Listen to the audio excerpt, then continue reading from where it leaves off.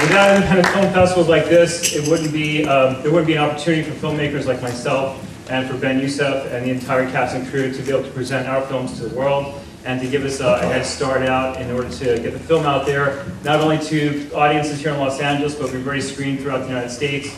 We're on to festivals into Canada and Europe throughout the year. And a festival like this really gives us a great launching pad as a West Coast premiere. And again, Henry and everyone in the festival has really done a phenomenal job in getting the word out to the LA Weekly, and not just our film, but the many other short films and feature films throughout the week. If you have time within the next 11 days to check out other films, please do so. They're screened here and throughout the downtown area, and I've seen many of the films already, and they're excellent, so please do so. Before I turn the mic over and ask some Q&As, I wanted to quickly thank the entire cast and crew of the film. Ben Youssef and myself.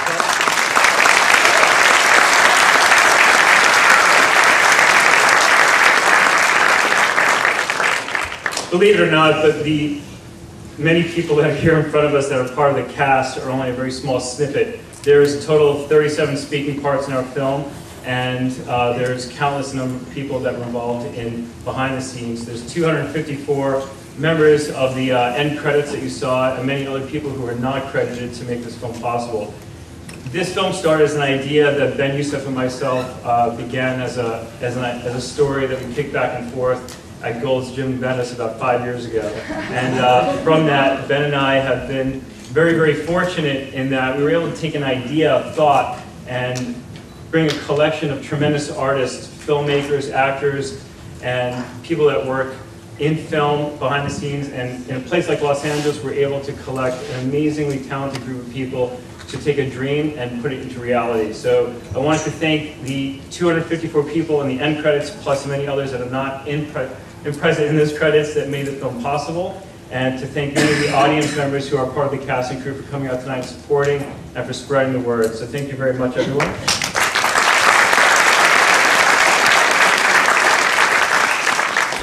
I'll shut up in 1 second. One last thought. Ben and I wanted to take a moment to thank two people in particular. There are many people to thank because this film is not possible without the people that helped, but two people in particular made it possible. Both of them are very, very quiet and they hate the limelight, so I'm not going to ask you to stand up. But Adam Mulhern gave us the injection to be able to move forward as one of our main producers, so thank you, Anna, very much.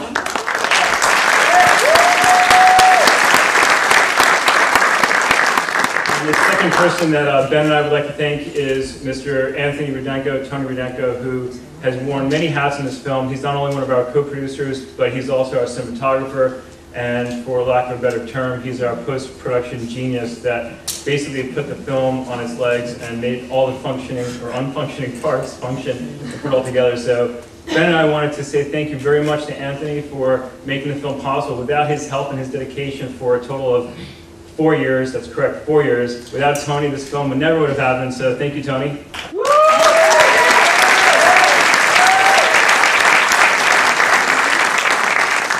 And now I'll pass the microphone off, and again, thank you to the tremendous cast. I mean, we really we're fortunate, Ben and I are super fortunate because had we not lived in LA for the last 15 years, we never could have possibly collected such a tremendous cast of dedicated members of the Screen Actors Guild and members of the craft. Many of them work in theater and in film and television, so you saw it, proofs in the pudding. I mean, they're just phenomenal. They took a simple story, they made it super complex and dynamic by the performances, so thank you to the cast. I'll just begin by saying that obviously this is one of the favorite films of our programming staff. And personally, what I liked about the film, it was a political thriller, but you also tackled big themes, like what is more important, family, friends, religion, country, and you did this in the context of a suspenseful film. But I want to ask the first question is about the ending. So your very elegant ending where the character played by Ben is singing in a mosque and you're intercutting as he gets on his final ride. And I wanted to know what the inspiration was for that particular scene. Since the mic's in my hand, I'll just answer Ben and I. Ben and I are huge fans of Francis Ford Coppola, and we love The Godfather. And when we were discussing the film, it had such a complex structure of so many different characters that we created, and we wanted to find an elegant way of having all those characters kind of come together at a head at the end. So we basically ripped off the end of Godfather. But we did a very interesting thing that Coppola, not even in his great genius, could have thought of. If you think about what our ending does versus what The Godfather does, it's very, very different in reality. A concept that came from Andrei Tarkovsky, which is a Russian filmmaker who passed in 84, 86, very esoteric, but if you go to full school, you know who he is. Tarkovsky functions in deep time in a lot of his films, so he has two different things occurring in two different time frames overlapping. While Ben's character Ali is doing the call to prayer, which is in deep time, which is basically that morning of, we're watching real time, which is him getting into the van. And those two timelines crisscross. So Coppola didn't figure that out, but Tarkovsky did. So I took both those ideas with Ben, and we kind of commingled them to create an elegant ending that I don't believe has ever been done before. So it's an interesting crossing of time. Congratulations. Who else has a question? Oh, come on, don't be shy. Okay, right up here.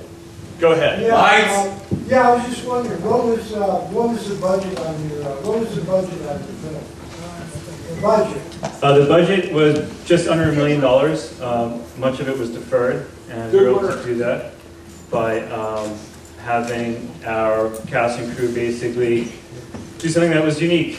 We created a company where everyone essentially is a member of that company. So instead of having like 2 or 3 people produce the movie, we essentially have 200 people produce the movie.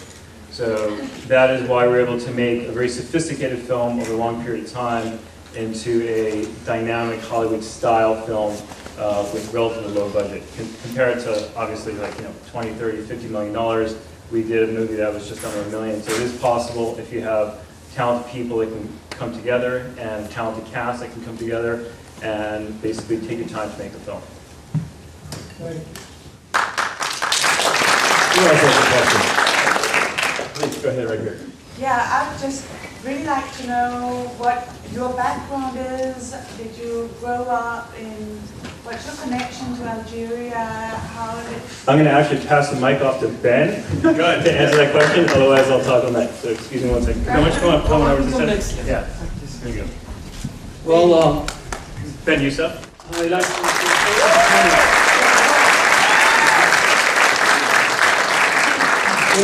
when we discussed the story back then at Gold Gym, and one of our inspiration was the movies in the 70s, like Dog Day Afternoon, Serpico, and City of Night movies, and The Godfather, and Taxi Driver.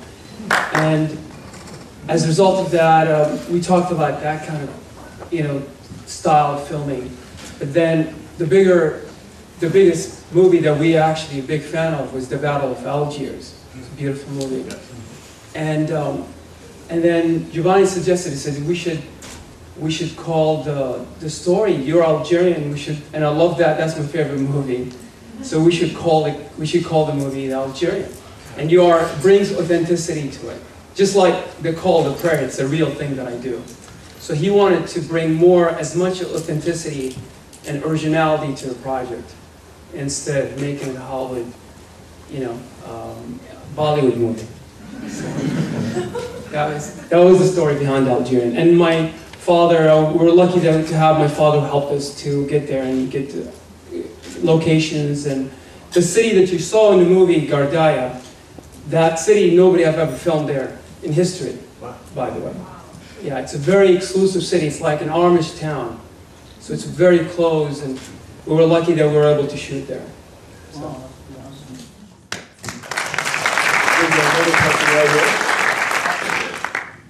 There were so many different layers in that story, between telling the story like of an immigrant and the terrorist plot and everything going on. I was just wondering, what was your, the genesis idea, the core concept of, oh my God, let's make this movie? And how did that evolve and expand to all these different aspects that you have in the movie? It's a complicated thing. Simply put, Ben came to me many years ago after 9/11. I witnessed 9/11 in New York, and it affected me greatly personally. It affected Ben as well as an American Muslim for obvious reasons. After that, he picked up on an idea, a story about doing a film about the 20th hijacker who never got on the plane. Why didn't he get on the plane? Eventually, that didn't work out for a lot of different reasons, so he never kicked different ideas. But the core center story was a sleeper cell Muslim terrorist living in the United States who goes on a mission and for some reason doesn't do the mission. So that was the core of the idea, the inception. And from that, we basically spent over a year plugging away at it and adding different layers and layers and layers to make it function with as many cast members. The circles that you see Harry Lennox doing it, and it's not a Muslim idea. If anyone here follows the Confucian ideology of religion, it's the centerpiece for their religious beliefs, these concentric circles. So taking that idea and manifesting it on top of not a Muslim ideology, but a global ideology of a centerpiece of the human soul spreading out as ripples. Taking that made sense to our film, with Ben's character Ali having all these connections to different people. And from there, we kind of started stitching together the script and the film. If there's not another question at the moment, I'm going to pass the mic quickly down the aisle to each one of the actors, just for them to present themselves to the audience. And I'm going to grab your question 1 second as soon as you're next. So you'll hear each of the actors' names and the part they played, and a little tidbit about their character and how to prepare for it. This is Zuhair Haddad, excuse me, my favorite of all favorites Jordanian. My name is Zuhair Haddad. I did the character of Muhammad. Actually, the film, before anybody thought of it, I think Ben approached me. We were doing some voiceover ADR, I think, for the Body of Lies. Yeah. And he said, Zuhair, I have a character for you. And I was like, I heard this so many times. All the actors, everybody writing the script said, well, I have a great idea. This, and I said, okay, let me have the script, let me read it. And I didn't think that Ben writes or something, but he's a good actor, Then I read the script and said, oh my God, it's probably the first terrorist movie I've never done a terrorist character. I do not fit the prototype or for a terrorist. I've always played a general, a doctor, a prosecutor, and for example, in the JAD, maybe on the agency, I was General Zabi, the Pakistani intelligence officer. But this is the first time I played in a terrorist movie, but I played a good guy though. So I was stunned. Saeed will disagree with Saeed is played so many terrorist movies. He's the ultimate terrorist over here. Here we go. He was in Green Zone too, by the way. He was in Green Zone. I'm Saeed Faraj. I play father.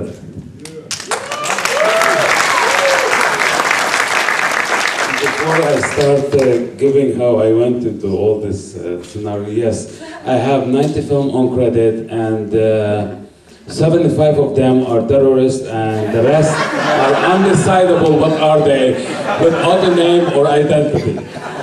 So I decided from now on, since 2014, that is going to be my last film. So after that, I'm putting 2 things in my contract. I'm not going to do a terrorist role, and I'm not going to die at the end of the movie. It didn't happen yet. But let's go back to where we started with this. I want to first of all say thank you, Giovanni, and thank you, Ben, for giving me the trust in this part. I wasn't, when I met Ben, I was working on Bones on the set, and it was so lucky that he told me I want to introduce you to Giovanni, and we sit down where he's given me, actually it's so funny, my brother here, he gave me his role, but I didn't do Green Zone yet, so he told me, just read it and see what you think. So I read it, I was like, wow, can we have some more lines? Every actor asks the same question. Hey, More lines? more lines, hey, what can I say? But what happened is that suddenly it disappeared, and when each person went his own way, I went up to go for a whole year to shoot the Green Zone all over the world over there. And when I came back, for my luck, Giovanni called me and he told me, listen, I have a great role for you in the same movie. I was like, Algerian, oh wow, okay. can you send me? He told me, trust me, it's going to be great part for you, and it's great. I was like, okay, you know, Giovanni, let me tell you something. Ben is in it, you're in it, I'm in it. So I went ahead and I get the sides, and suddenly I'm looking at the side and I have all this monologue. By the way, I'm dyslexic, so I need to say, for all the dyslexic people in the house out there, I support you because it takes a lot of us to put together and memorize our lines. So here goes. I want to thank Ben because, and Giovanni. They gave me enough time for me to memorize my lines. So I writing them and writing them and writing them like around 1,000 times each line. But when I get them in my head, I went to Giovanni. I told him, I beg you, Giovanni, please tell me one thing. You are not going to change a single word in this line. Because dyslexic people, we got stuck here and it stays. He told me, don't worry about it. But to make the story short, real fast, I just want to say, I wish I have the chance for me to go to Algeria. Because... He's supposed to go, he backed out last minute. I got his lines. He got my line, the best line of the whole movie. But I want to say that by God's help, I would love to see this film going to the Algerian Film Festival. I think it's in Mohran, right? Yeah. There is a big, huge film festival, and I will never chicken out again because when I saw this footage that they have, and they told me the story, what they did to get this footage, it's like I'm going like, I regret it till this day, but I tell you something.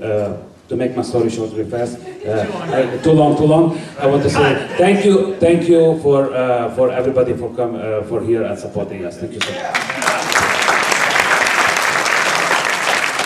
Hi, my name is Tara Walt, and I played the role of Sarah. And this really has been quite the journey. When you first approached me with it, I read it, and it really stuck out to me because no matter what color your skin, language you speak, religion you believe in, you know, we're all the same and we all speak the same language, and that's humanity. And it really just, you know, I really wanted to spread this word. And it has been quite the journey, but an amazing one at that. So thank you for having me aboard. I really enjoyed the whole process.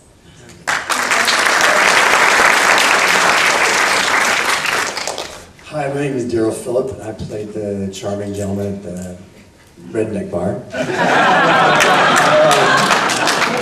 I believe, as the story goes, there was another man cast to play my part, and he wasn't able to do it at the last minute.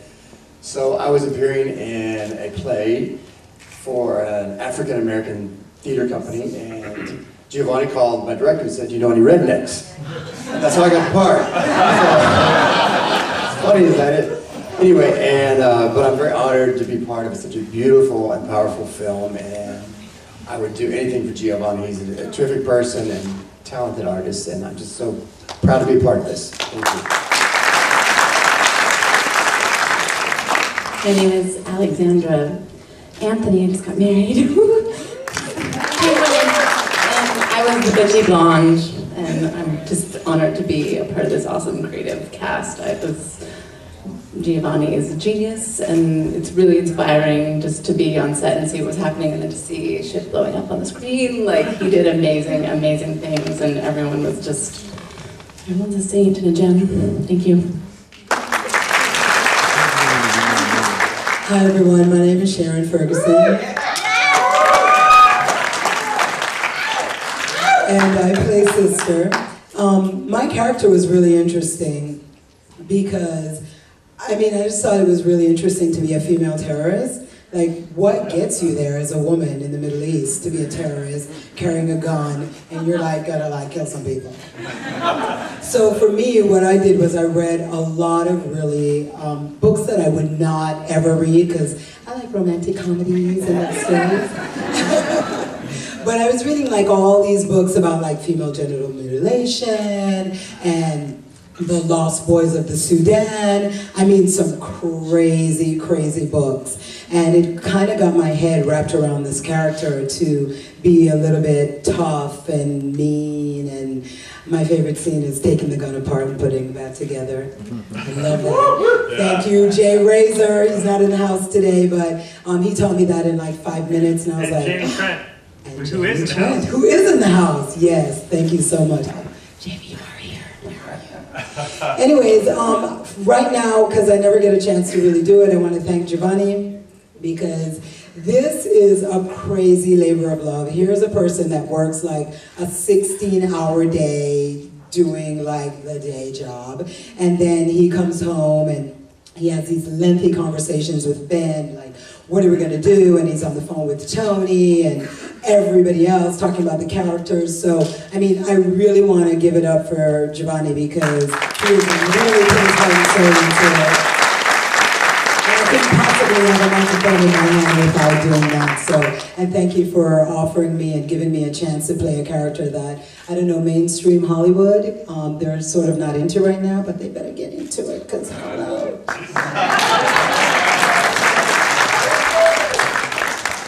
Just kidding. Hi, my name is Shara Ferguson.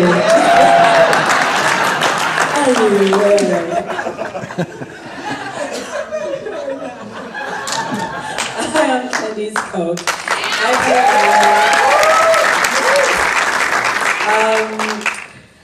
I mean, to prepare for a role like this, I think when you read a script, Lana plays a lot of the drama in the film. I mean, everyone has drama, but the emotional drama. And, you know, you shoot films out of sequence, so I think the most important thing for me was to be open and present in each moment, because, you know, it has to make the story has to flow. So it was just being prepared and ready to work with Giovanni, and, you know, he has to direct the actor, and I think that's the most important thing for us, is to be open and to listen and be there with your scene partner. So that's what I did, and it was an awesome experience. I'm glad I haven't gotten one last call, just one more ADR, one more ADR, just like, I swear, like, but it's been great. Everybody's been amazing on this project. Everyone's worked really hard, and this is the first time I got to see it today, so it's amazing. Thank you for having me. Thank you everybody for being a part of the cast, and pass it on.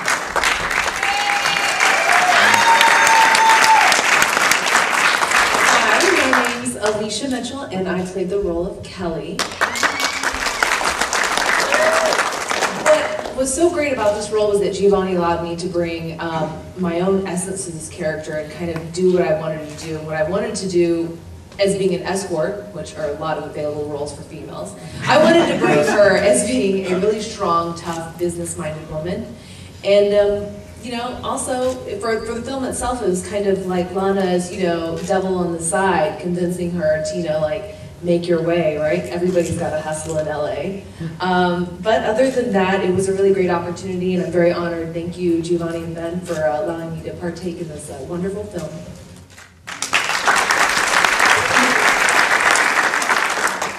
That's all you got. Sorry, let's take a step forward. Hi, my name is Kaleem Ansari. I played the FBI agent in one of the final scenes, and I kind of came to this movie in a pretty much different way than everybody else. I'm actually a Wall Streeter. I'm from New York, and I was approached by a group affiliated with Giovanni to invest in the movie. And I looked at it and I thought, oh, this is interesting, and I thought, you know what, this is great, but I don't want to perpetuate a stereotype. I'm also a Muslim from Pakistan, and I didn't want to further perpetuate any stereotypes or contribute or finance anything like that. And they assured me that it wasn't that type of a movie, which obviously everybody can see. It covered the subject matter from so many different angles. And then I thought to myself, you know what? I really love the arts. I'm an actor at heart. I want to be a part of it, and I want to thank you for, you know, being charitable and giving me a part in the movie. Besides the stereotype. Where's the money?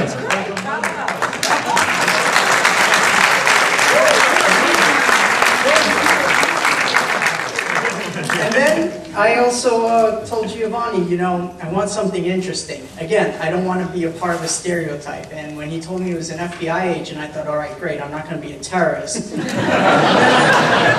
I thought about it later and I said, oh, I forgot to tell him about the other stereotype, about like an IT guy from India or something. I didn't want to be a computer guy or anything like that. So I was thrilled when he told me I get to carry a badge and a gun and everything. And so that was exciting. But I gotta say, as a person from a different profession, I really have a great appreciation now for the process in watching how diligently everybody works, especially Giovanni. People like yourselves, I've had the good fortune of attending many different film festivals as being a part of this project, and I've developed a great appreciation, and especially the audience, you guys, and I thank you, I applaud you for coming out and supporting the effort. Thank you. So we have time for maybe one more question, because we have a party after this. So there's a question back there, but I think he left because he got. Anyone else? Okay, one question back over here. We're actually going to stay in the festival circuit for the next 6 to 8 months because we just started like a few months ago. We've been killing it. We've been in like 7 festivals so far, and we have offers for like another 5 slated for the next 2 months. So as an independent film, since we don't have $20 million to throw into advertising, our advertising is the festival circuit. So we'll stay in the festival circuit. When we're done with the circuit, then we'll start taking bids from different distributors, probably sometime in the winter time. But until then, if there are any distributors in the house, give me a card and I'll hold on to it, and I'll give you a call in 6 months. Thank you. We do have a Facebook. Take charge. So our party, once again, is at Taroni, which is at 8th and Broadway. It's at 9th and Broadway. And so please join us. If you're here, you're invited to the party. So see you over there.